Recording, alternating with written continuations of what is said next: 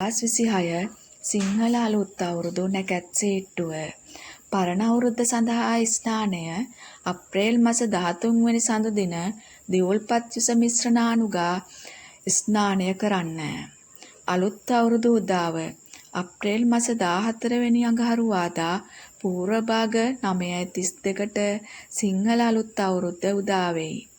පුණ්‍ය කාලය අප්‍රේල් මස 14 වෙනි අඟහරුවාදා පූර්ව භාග 3:08 සිට එදිනම අපර භාග 3:56 දක්වා පුණ්‍ය කාලය බැවින් අප්‍රේල් 14 අඟහරුවාදා පූර්ව භාග 3:08ට පළමුව ආහාර පානගෙන සියලු වැඩ අතහැර ආගමික වතාවත්වල යෙදෙන්න.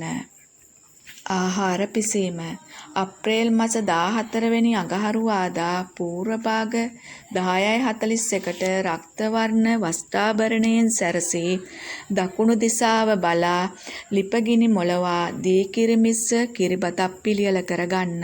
වැඩ ඇල්ලීම හා ගනුදෙනු කිරීම ආහාර අනුභවය අප්‍රේල් මස 14 වෙනි අඟහරුවාදා අපර භාග 12:05ට රක්ත වර්ණ වස්ත්‍රාභරණයෙන් සැරසී දකුණු දිසාව බලා සියලු වැඩ අල්ලා ගනුදෙනු කොට ආහාර අනුභව කරන්න.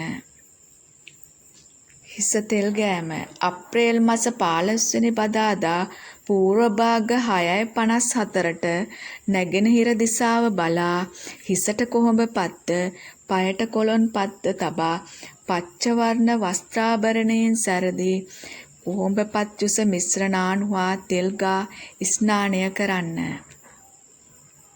රැකිරක්ෂා සඳහා පිටත්ව යාම 2026 අප්‍රේල් මස 20 වෙනි සඳුදා පූර්ව භාග 6:27ට ශ්වේත වර්ණ වස්ත්‍රාභරණයෙන් සැරසී කිරිබත් හා එළකිරිමිස්ස කැවිලිද අනුභව කර දකුණු දිසාව බලා පිටත්වන්න.